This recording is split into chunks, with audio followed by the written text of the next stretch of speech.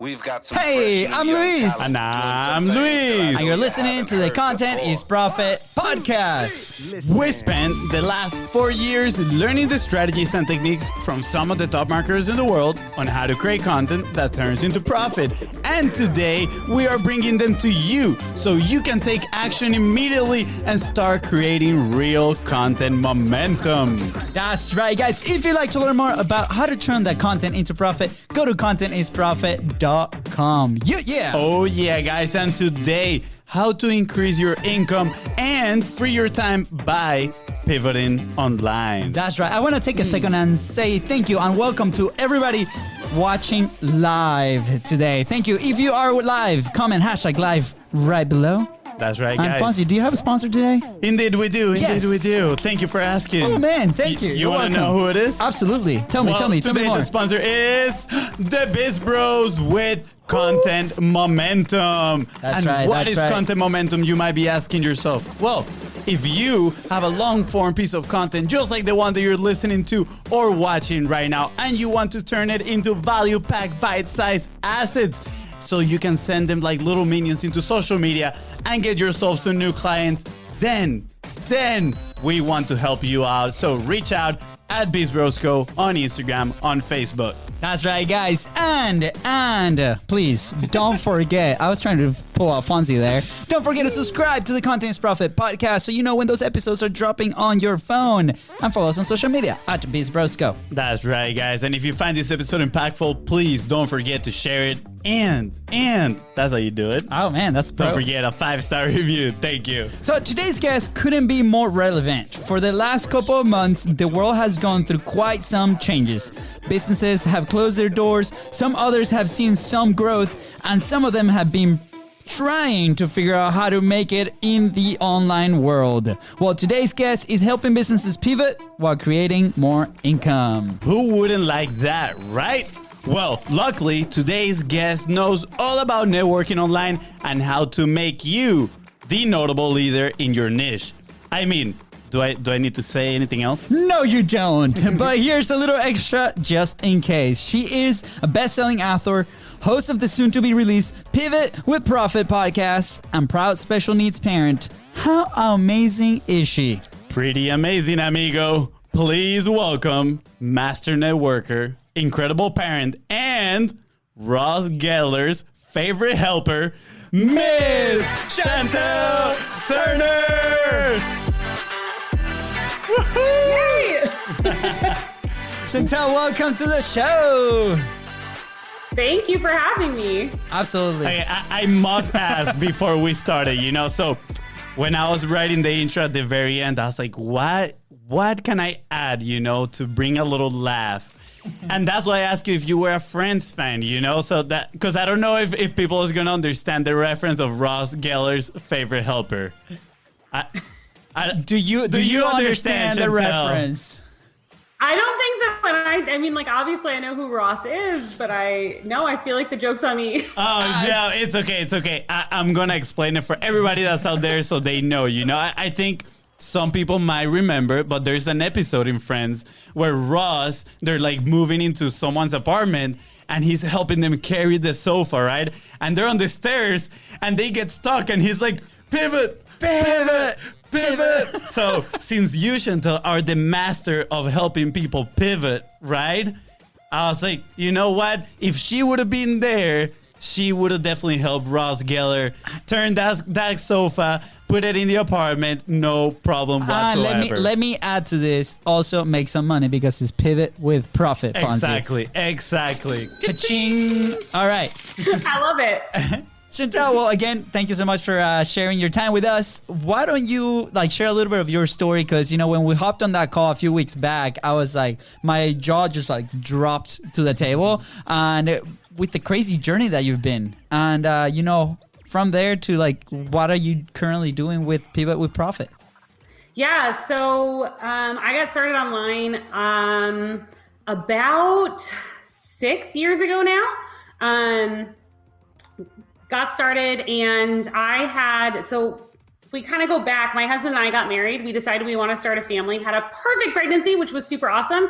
And then during labor, my daughter actually had an in utero stroke. So it's not something that we obviously knew was coming or expected. And when they actually got her out for a little while, they thought that everything was fine. They didn't realize that she had had that stroke. And so we were this blissfully happy new family for about maybe a couple hours. And then her temperature was low, her blood sugar was low. And in trying to kind of figure out what was going on with her, they ended up taking her up to the NICU. And that's where she had what they call an apneic episode. So she stopped breathing. She turned blue. They revived her right away, thank God. But it took 3 days of EEGs and MRIs and CTs. And eventually the doctor came in and he was like, your child had a stroke and this portion of her brain is dead. She's going to have cerebral palsy, sensory processing disorder, all sorts of challenges.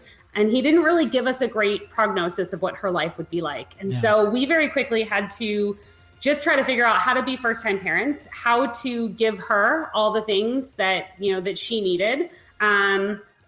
And then from there, how to make sure that like she had all the support. And so it took us about 11 days in the NICU. And then the social workers, they come, they tell you, they're like, we're applying for this and that and, all these different things. 6 months down the road, I got hit with medical bills that were just not covered by our insurance. And whatever the social workers had said they were applying for, they did not. And so we had to figure out, even though I had a great corporate job, my husband had a great corporate job, but he traveled 80% of the year for his work. And now I'm already commuting an hour and a half each way to and from work. I'm trying to take care of my daughter. I'm trying to get her into all these therapies and things. And now we have this additional financial burden. What are we going to do? Because there's no way that I could get a second job. Yeah. And I actually fell into network marketing. It was the first, the gateway drug into entrepreneurship. Some friend was like, you can make money on the internet. And I was like, I need money. Tell me how. It was horrible. It went terribly wrong. And then the second time around, I actually did find a company that did work very well for me.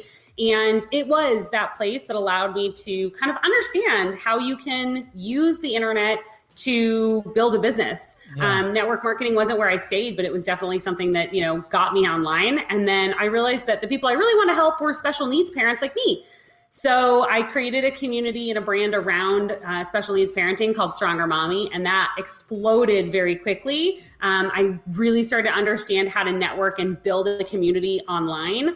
And then from there, people were asking, Chantelle, like, how did you do that? How did you build that community? They wanted to know. And eventually that turned into Notable Leader and helping people become that go-to person in their niche. And along those roads was learning all of the online marketing stuff, right? The funnels, the marketing, the running ads and organic marketing. And now we're really helping, COVID's been crazy.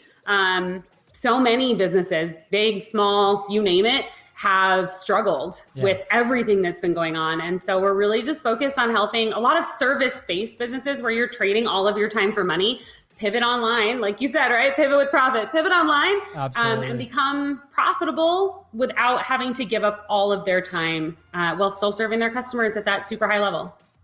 Interesting. I'm in shock. I did not expect that part of the story, if I'm being honest. Yeah, I did not at first too. I knew it was coming. And turns out, I just want to say thank you for sharing that with us because it might not be easy, and I'm glad that you guys are super awesome family. We had to reschedule the show because family comes first, and you guys were going on this amazing adventure together, and it's awesome to see you guys and the evolution that caused. Sometimes we get hit with like really unforeseen situations, and we've shared a couple of our stories in the past, but that always forces us to find a solution, right? And it's not the end of the world, and if anything, like it helps us become a lot stronger. So I appreciate you sharing and being vulnerable, and just know that you have two awesome family members now, brothers here in Florida that love you forever. So that's it. We can end it here. That's it. Done. So, Chantelle, I have a question, because so when you started transitioning into the online world, right, which is what you're doing now for these businesses, right? Yeah. What were some of the challenges that you encountered at that time, right? I mean, you say you had a corporate job, and then when you started transitioning into the online world, I'm sure there were plenty of challenges that, a lot of people maybe relates to right now. And how do you move past them? Yeah, so many. I really didn't understand all the. I'm really good with technology. Let's just preface it by saying I'm actually good with technology, and I didn't understand all of the tech challenges that would come. The very first website builder I used was WordPress, and I am not good at coding at all. And it was a horrible mess trying to build a website in WordPress. I didn't have, I was trying to make money online. I couldn't go hire somebody to do all the things for me. Yeah. So I had to kind of figure it out, and it was not great. ClickFunnels, totally. When I finally got switched on to ClickFunnels, I was like, where has this been my whole life? Why did anybody tell me to learn how to code and use WordPress when there was drag and drop available to me? But it was the challenge of that. It was the challenge of my family not understanding why, what are you doing online? I think, especially, you're talking 6 years ago, which doesn't sound that long, but it was the Wild West of making money on the internet.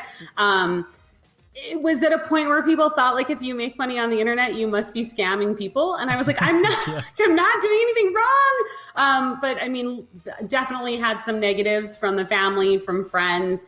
I hit, like I said, I failed the very first time I tried, and I'm not somebody that fails at a lot of things. And it was really hard to get my husband to be on board with, jumping in and doing something on the internet. Yeah. And then to fail so quickly was really emotionally hard for us. But he's just always been so supportive. And I was like, I'm going to make this internet thing work.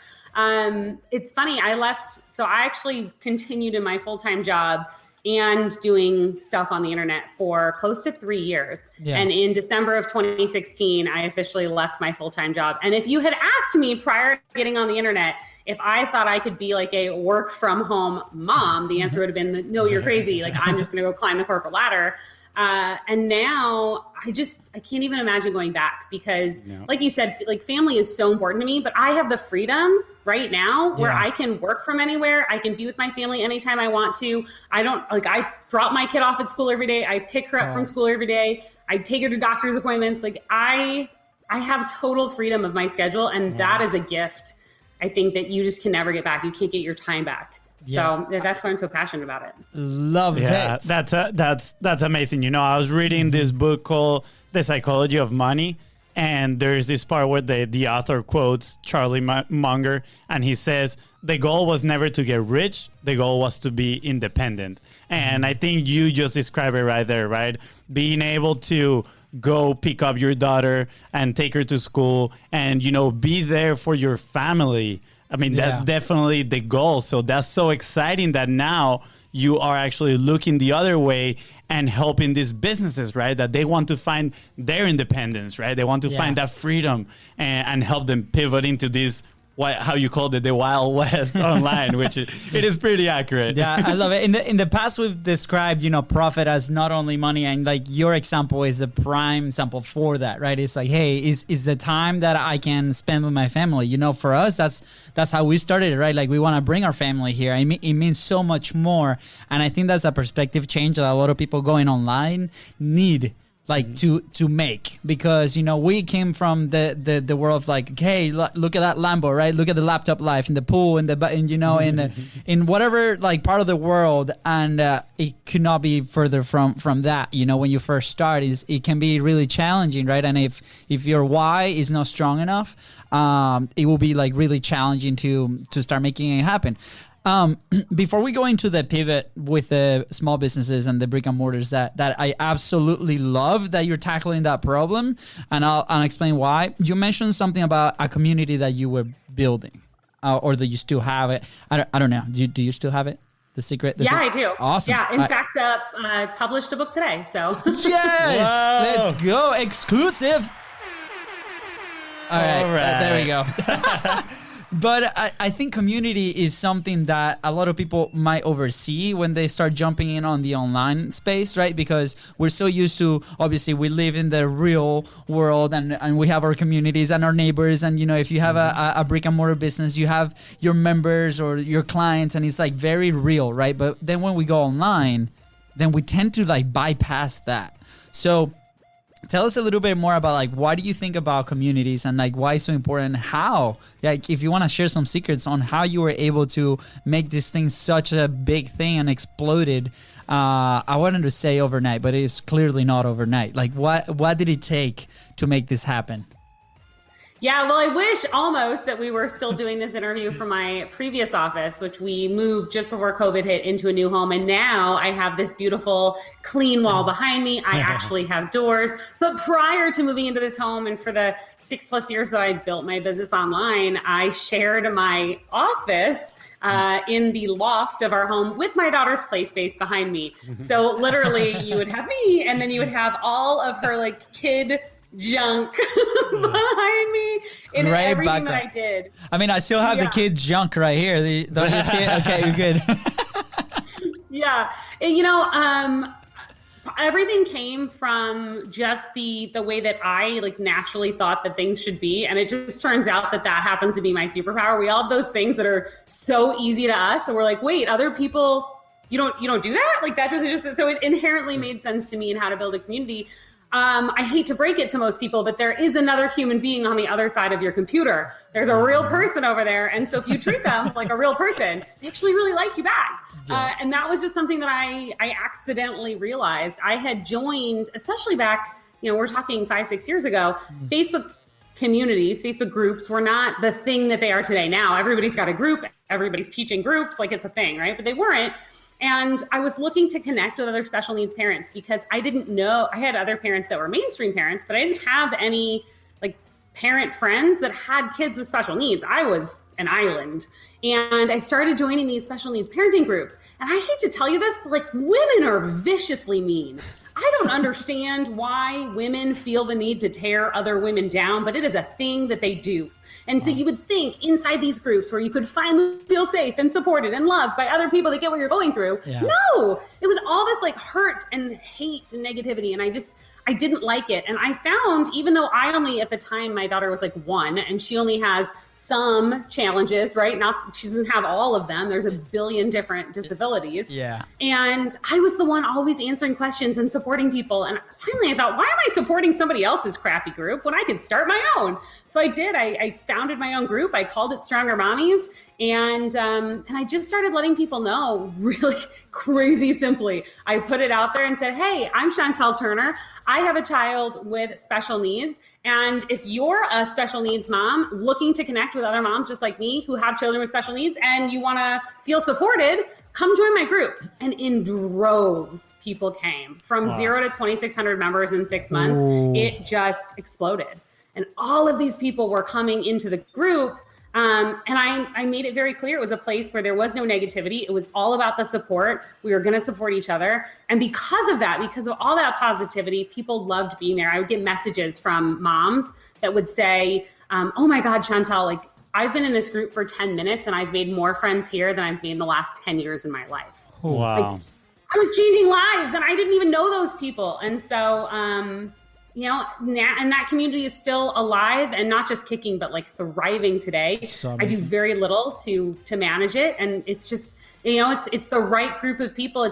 They all have these common things. You know, we're in several groups together that are the same, but we can be in those groups together and feel like we're a community because we all have the same goals and likes and dislikes inside that group. And that's what made it so successful and carries the success through today.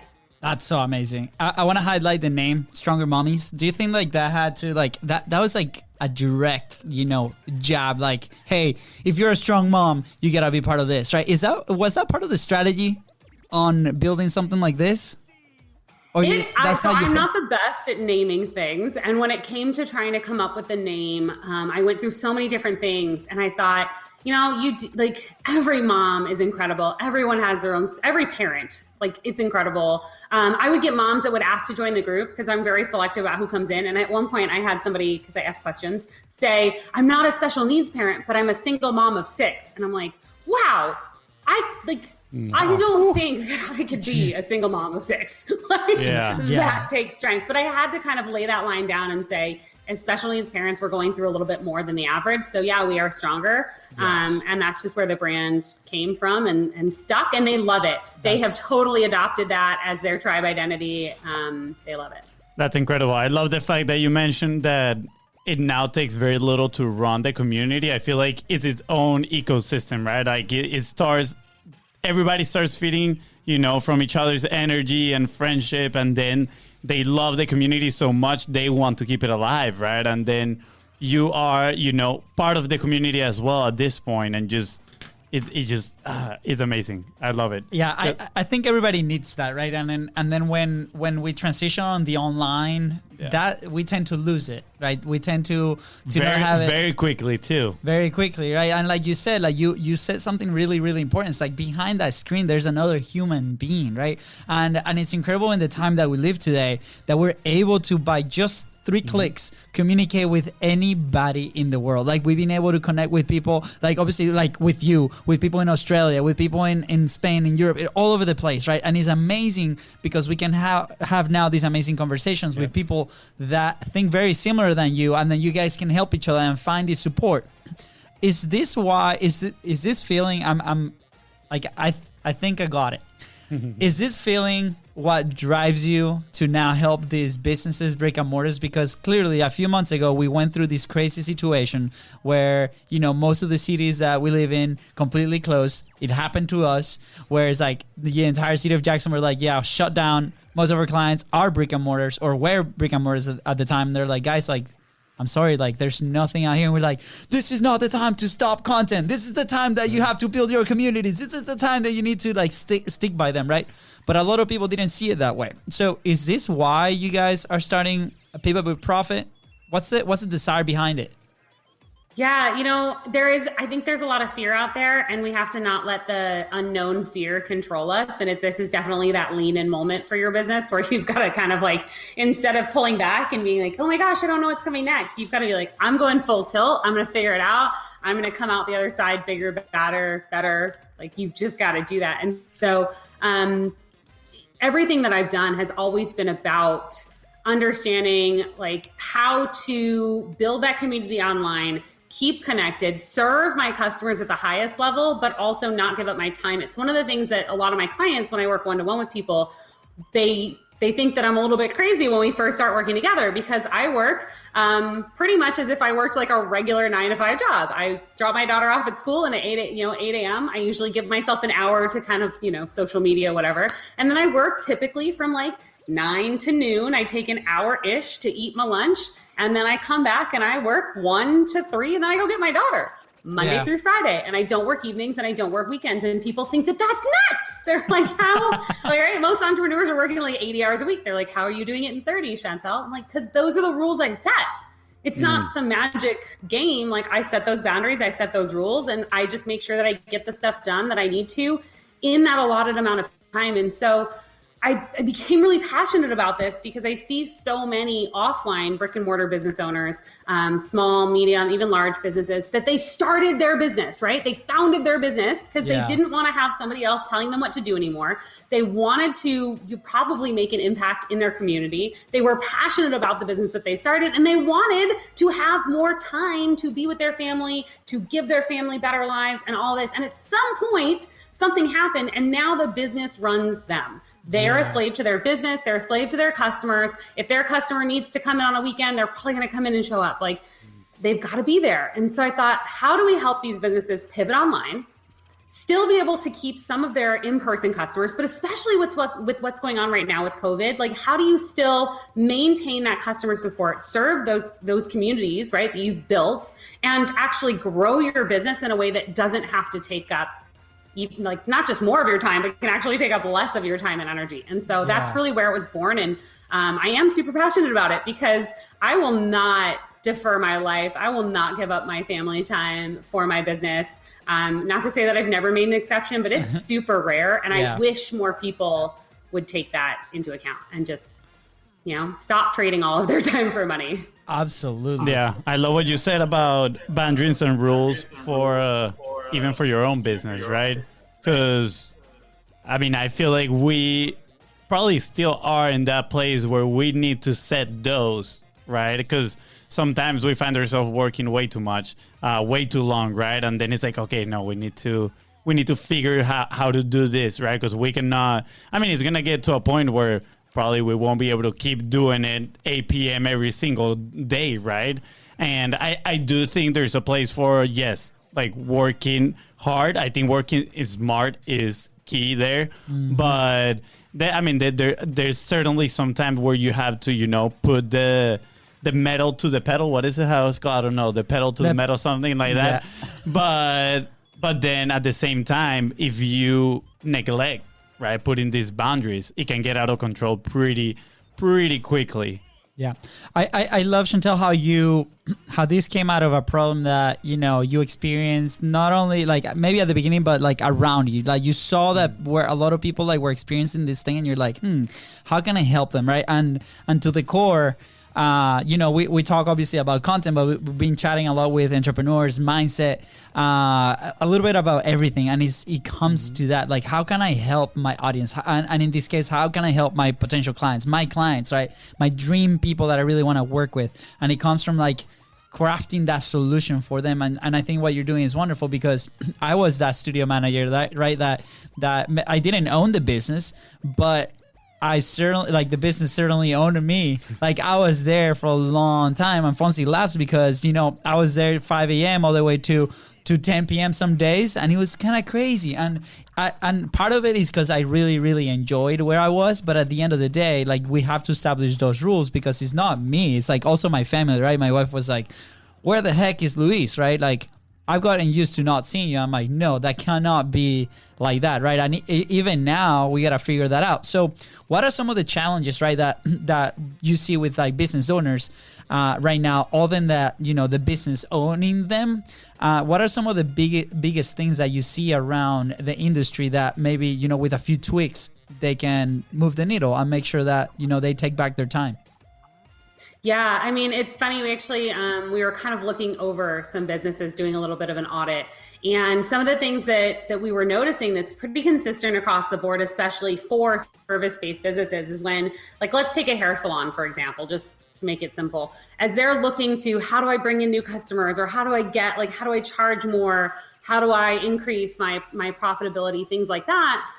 Especially if you're someone that does hair, right? The only way for that person to pay you money is if they come, they sit in your chair, and you do their hair. Well, how many people can you do that for a day? So most salons will go and they'll like learn the newest, latest, greatest hair technique, right? They'll learn a new skill. They'll sell a couple products out of the store. That's kind of it. And they're stuck, and they keep adding services to their menu. So now it's kind of like going to the Cheesecake Factory, where you're like, do they do any of these things good? Because the menu has like 500 items on it. I want to go. By the way, they Godiva cake in Cheesecake Factory is we've lost Louise. Delicious. Yeah, that's it. Game over. I'm not thinking marketing anymore. That's it. But it's like they have so many items on their menu. It's funny, when I go to a restaurant, I actually I want to go. I want to see the 5 things you do amazing. I don't need a menu of 500 items that you can kind of do okay.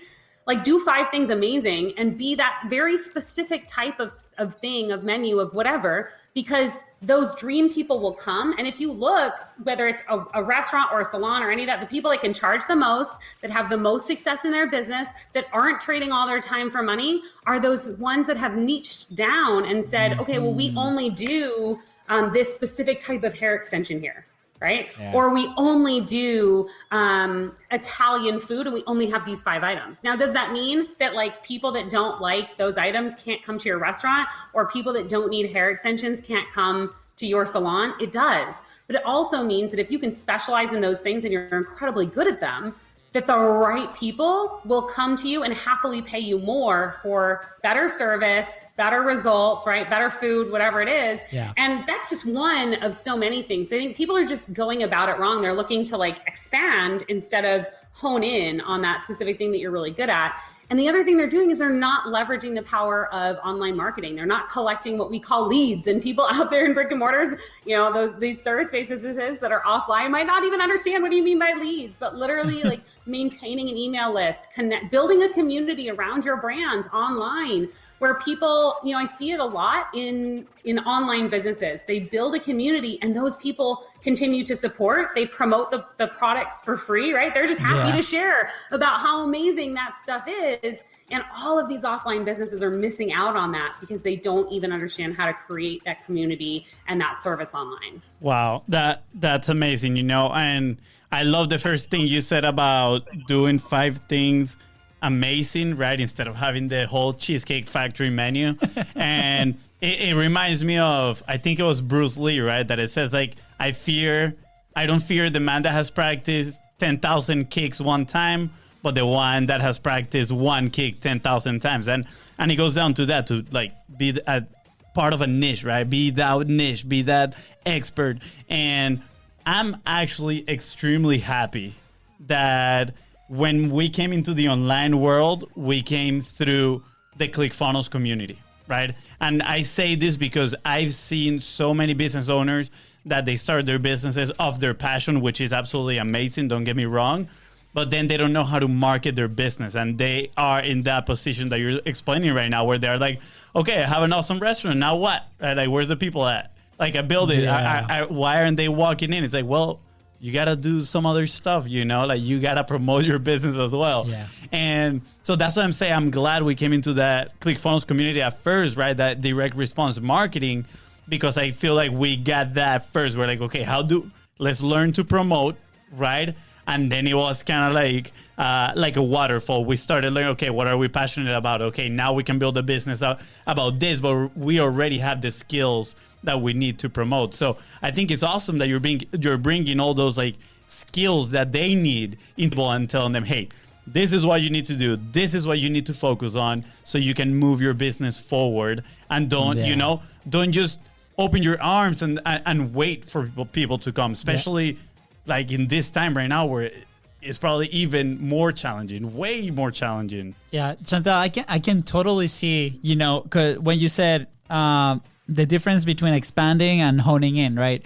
I think that's a very scary thought for a lot of business owners, right? Because they're like, man, like, why would I like hone in like this just one thing? Like, it's scary. I'm going to lose all those other customers, right? I'm going to lose all those other people, right? What do you say to that thought, Yeah, so when you're trying to be for everyone, it's very hard for one person to know if you're for them. So the message gets very muddied, right? Like if I look at the menu and it's got 500 items, it's like decision fatigue. I don't know what to order. I don't know what I want to eat. I'm not sure if I even want, like, do we have to go there? Like, it's too much. I don't know if that restaurant can make me the meal that I'm absolutely craving. Yeah. But when you say, like, we make the most incredible meatballs on the planet. And we have we have 5 dishes. We have this one type of pasta, this one type of meatball. In fact, I'll tell you, we went to recently, 2 years ago, very sad. We're in Australia. It felt more recent, but apparently it was 2 years ago because it's 2018. We're in Australia, we're in Sydney. We went to this restaurant called Bisteca. And it's down this like dark, creepy alleyway where all the good restaurants in Australia are. I don't know why, but they are. They are down dark, creepy alleys. Delicious. And you go through the back door, down like some basement stairs, into what feels kind of like a speakeasy bar. Yeah. And then you write your name on a piece of butcher paper and they take you into the back room when your table is ready. And it's like this Italian restaurant with these incredible archways and stone and all this kind of stuff. And there's maybe like 10 tables in the place. And this is in Sydney, so they can do things a little different in America. So they have this, like, probably 10 feet from the table we sat at, this wood-burning grill, this wood-fired grill, and they have an entire side of beef cow. And the only thing that restaurant serves, as far as a main course, is a T-bone steak, cooked medium rare. Wow. That's it. They don't cook it different. Like, you order it by the gram.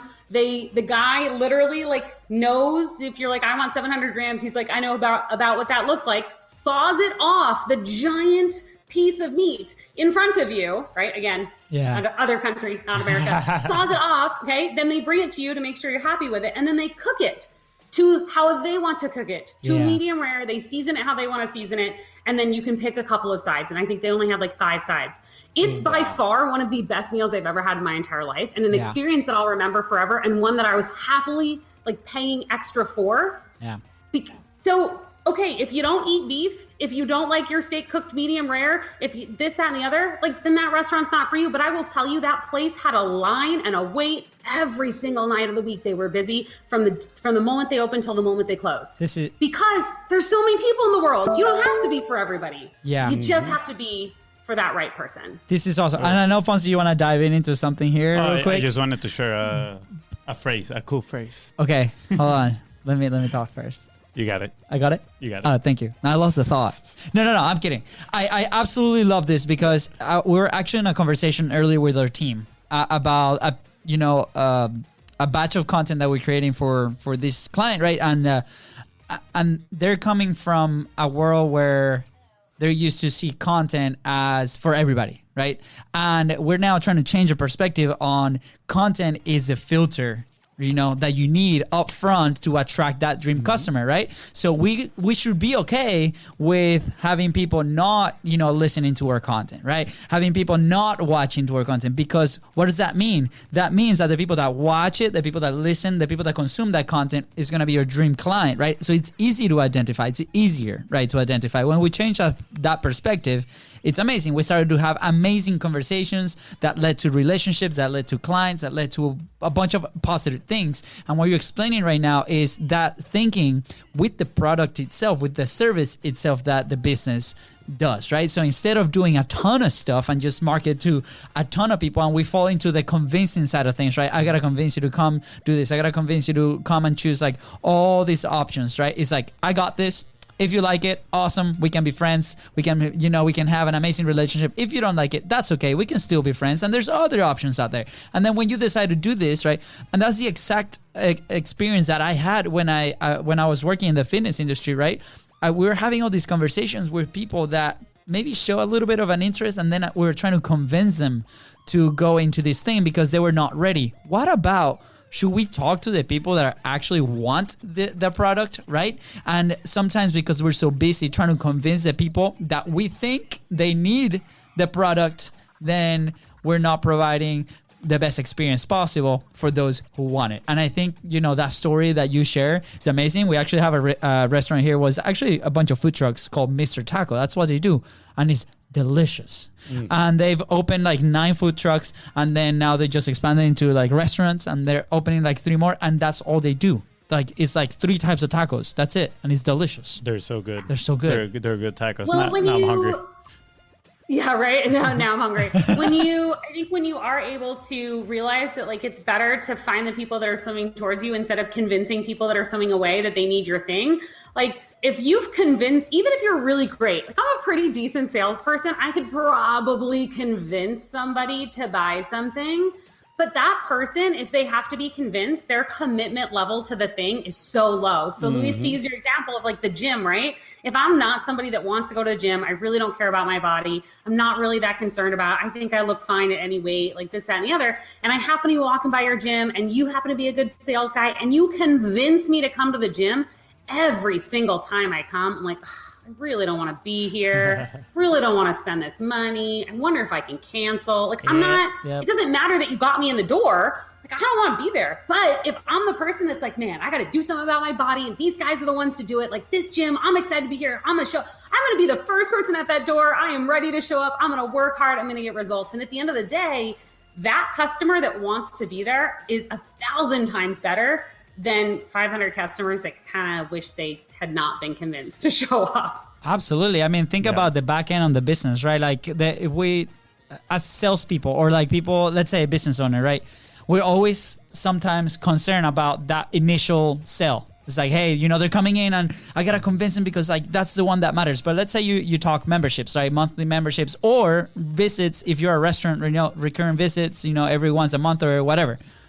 Think about the back end. Think about, how do I retain this customer, right? If they want to come, that's going to be a ton of, like, very easy because you got to provide an amazing experience for them. They're going to love it. And they're already so far ahead in the wanting, like, scale that it's not going to be a second thought to come back to the business, right? So think about, your average lifetime value of the customer. Did I say it right?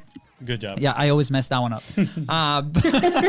But think about that. Think about, how many times are my clients coming again, right? And if you're trying to convince somebody, then the second thoughts of like, oh man, should I cancel? Should I just leave? Like, is this the last time? And then you're going to spend a ton of time and resources trying to convince them to stay. And it's just going to be like a pain for everybody. So I think it's a very valuable point for all of us to be sharing today. Yeah. And we have the experience that we want to have, right? Like if you go into it thinking it's kind of like, if you think it's going to be a crappy movie, it's going to be a crappy movie, right? If you think you're not really excited to work out, or it's not going to be a good meal, you're going to have not a good meal, because it's the experience you pre-set up in your mind to have. So anyone that's been convinced to be there already is pre-set up to not have a good experience. And then their word of mouth, we all know people will share negative results more often than they share positive ones. So now you've convinced a whole bunch of people that are probably not going to have the best results, no matter what your business does, because they go into it with a negative mindset, to go share about how crappy their service or their business or whatever was.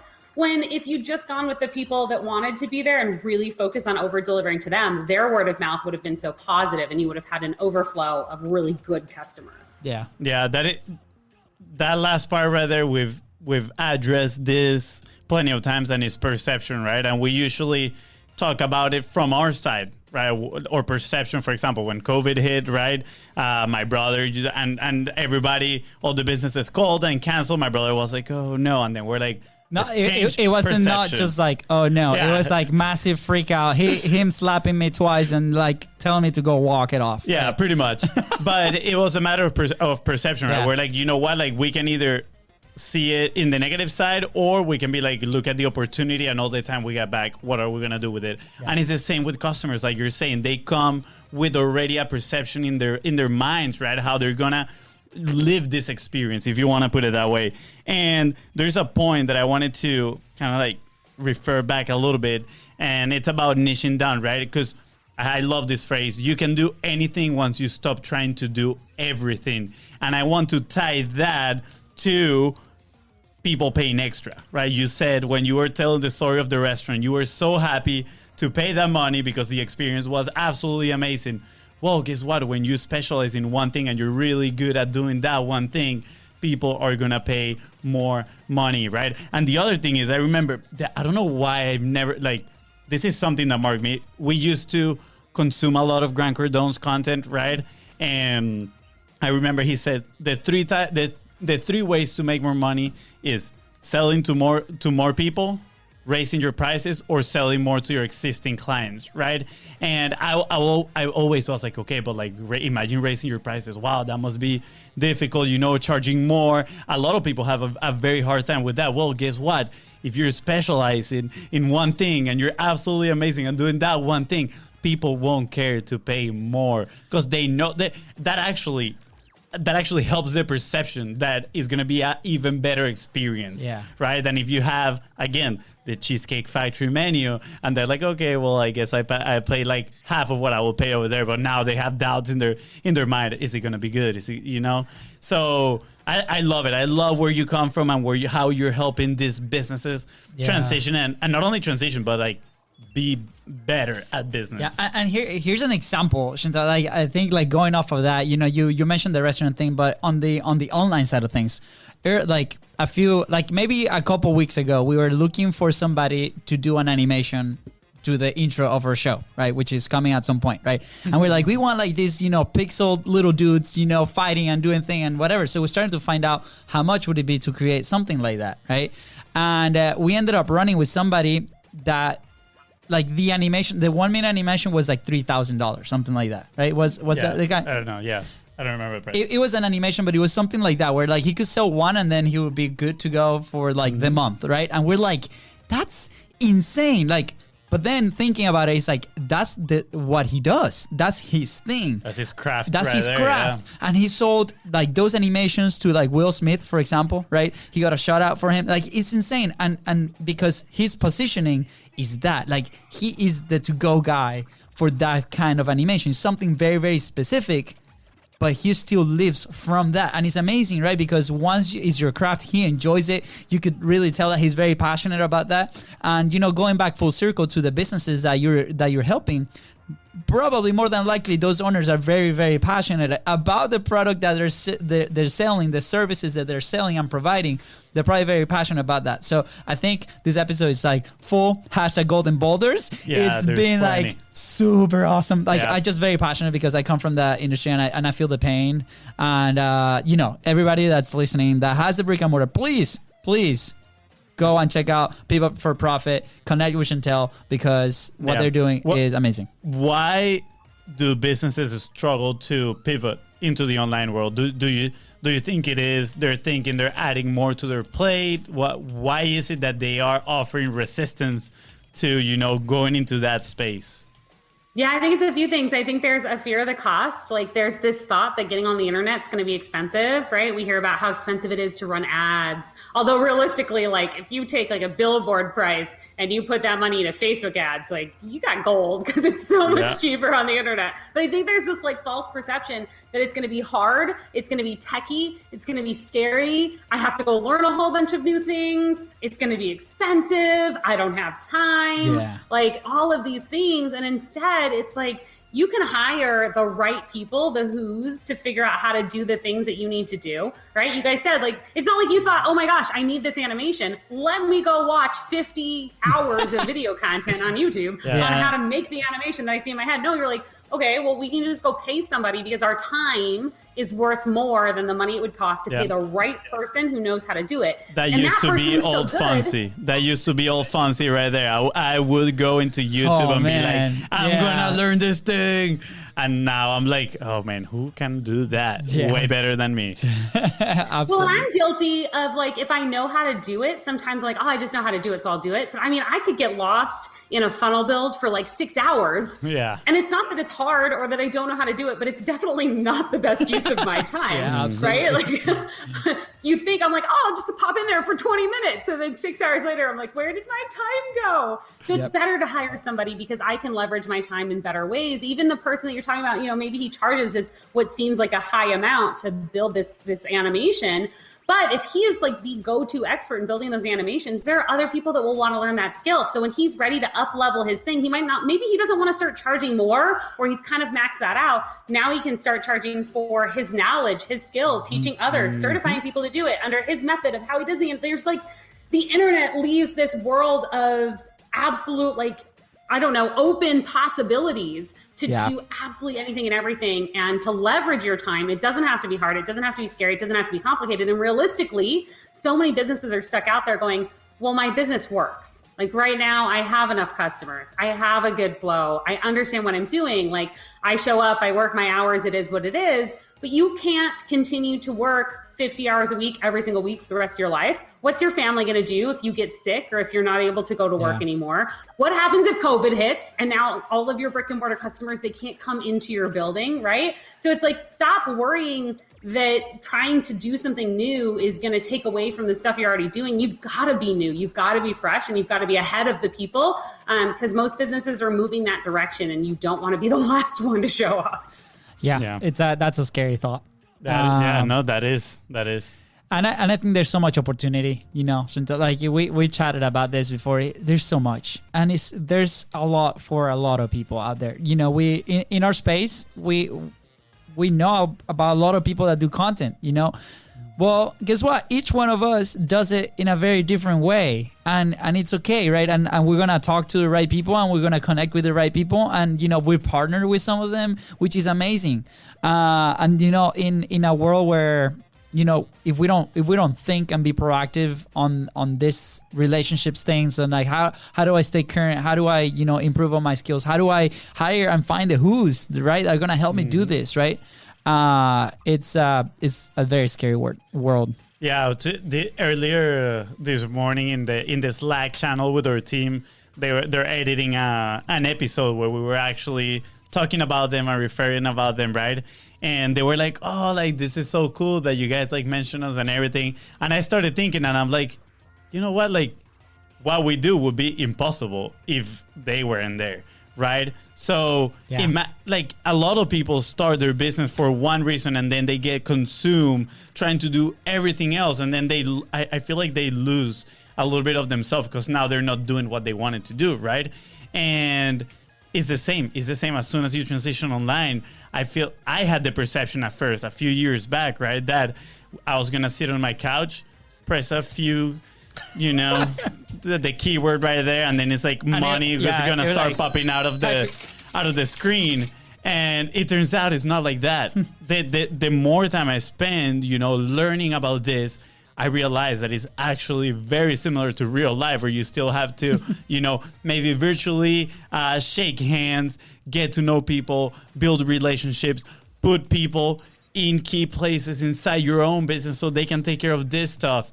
And, the only difference is that maybe we don't have a brick and mortar store per se. But the way you operate is very extremely similar. So, Chantelle, I hate to break it to you. We're running out of time. This has been awesome. This has been probably one of my most passionate interviews, because I come from that world, and I'm like, man, and we chatted, we were on that call, and it was so amazing. What are some action points that people can take, if they're in that position today to make some progress and move the needle? Yeah, so niche down, figure out what is that thing that you can specialize in, what are you amazingly good at, and start looking for who are those customers that come to you because you do that thing really well. How do you find more of them instead of just worrying about any customer doing anything? Because then you can charge more for your services. You build a name around, nobody thinks that the Cheesecake Factory is the most amazing restaurant they've ever been to. It's somewhere that they've gone when they need a meal. But I've eaten there. Sure they have good cheesecake, but I don't have this incredible attached. Just one, the Godiva. I don't have this passionate story or vivid memory of attending that restaurant. But I can literally see myself walking into Bisteca. I can tell you every moment of that dinner. I remember how the food tasted, right? That experience alone will carry so much farther in the people that I tell. Every time, right, somebody's going to Sydney, I'm like, oh my God, you're going to Sydney? You have to go here. I'm not oh, you're going to California? Go to the Cheesecake Factory. It's going to be amazing, right? It's just not. So I think these businesses, as you're sitting out there going, what do I do today? Niche down. Yeah. Stop worrying about being for everyone and figure out who are your best customers. Who are your favorite customers, right? The ones that you are so excited when that customer comes in your door, because you know that there are customers that come in your door and you are like, oh my God, there they are.